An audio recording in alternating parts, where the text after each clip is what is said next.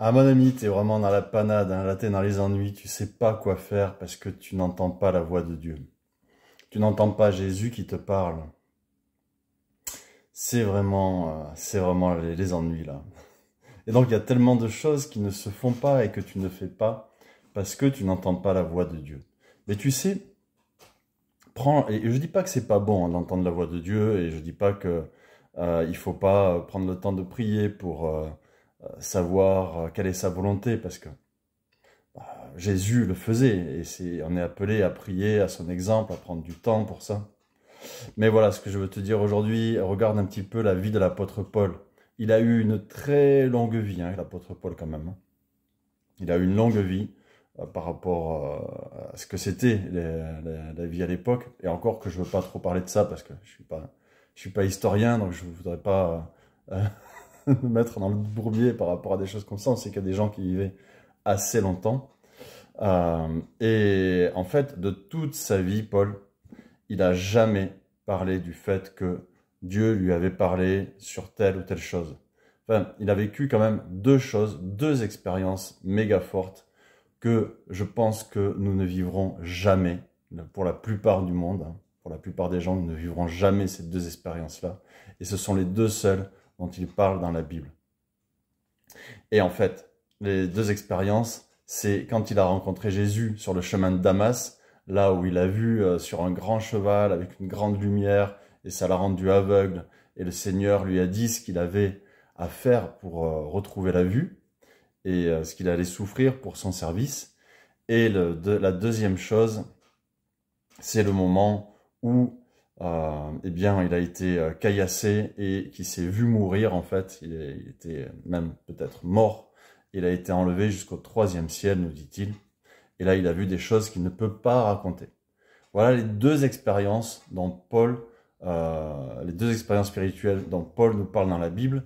Mais par contre, à aucun moment, il ne nous dit qu'il a entendu la voix de Dieu ou des choses comme ça. À un moment, il a eu une vision où, avec d'autres, il a vu un Macédonien qu'il appelait au secours. Donc c'était une vision ou c'était un rêve, je ne sais plus.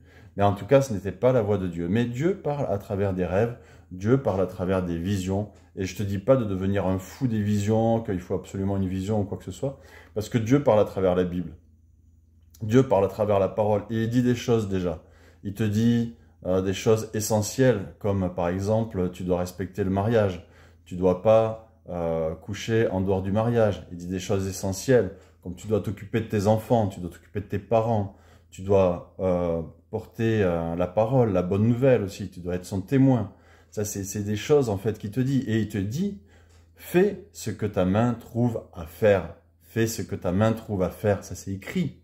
Tu vois? Et donc, pour moi, c'est pas un problème, tu vois, si je prie, que Dieu me montre quelque chose, et que je lui dis, ben voilà, j'ai tel projet, et, euh, et je veux le faire, et s'il répond pas, c'est OK pour moi. Parce que si la Bible ne contredit pas ce que je veux faire, si ce que je veux faire n'est pas anti-biblique, et si Dieu ne me parle pas pour me stopper, s'il ne me montre pas dans mon esprit un verset ou quelque chose comme ça, ou qu'il n'y a pas d'opposition, ben ça veut dire fais ce que ta main trouve à faire. Et si c'est en accord avec sa parole, c'est que c'est bon. Donc, lis ta Bible, connais ta Bible, et arrête un petit peu le délire de devoir toujours entendre Dieu pour ce que tu as à faire, parce que bah, sinon, bah, tu feras jamais rien.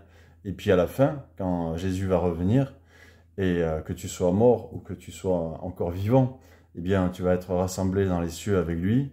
Euh, et puis là, tu vas être jugé sur tes œuvres, en fait. Bien sûr, tu vas être sauvé, mais voilà, il va te dire, ben voilà, il y a telle chose que tu aurais pu faire, bah, tu l'as pas fait.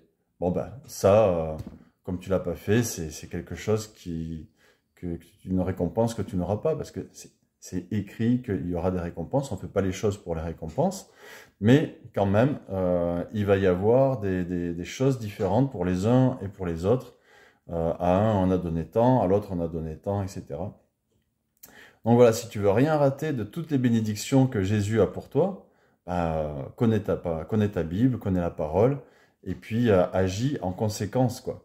Et ne reste pas bloqué et ne perds pas des occasions, parce qu'il y a tellement de choses qui se font pas, ou alors qui se font à la va-vite, parce que du coup, tu t'es pas préparé pour les faire, et qui sont au finalement ratés, quoi.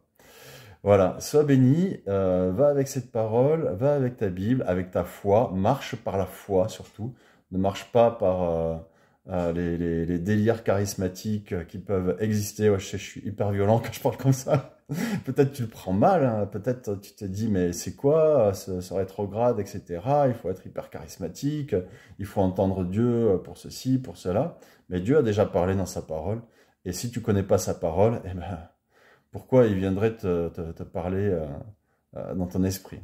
Voilà, sois béni et puis belle journée avec Jésus.